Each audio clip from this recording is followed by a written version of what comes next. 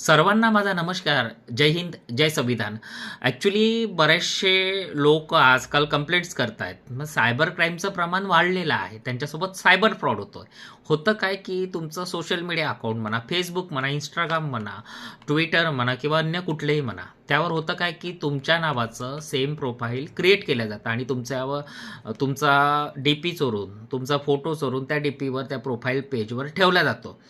आणि त्या प्रोफाईलच्या फ्रेंड लिस्टमध्ये जाऊन तुम्हाला मेसेज केला जातो की मला पैशाची गरज आहे, माझी आई भरती आहे किंवा माझा ॲक्सिडेंट झालेला आहे, त्वरित मला पैसे पाठव, 2,000 पाठव, 3,000 पाठव. असं माझ्यासोबत पण झालेलं आहे.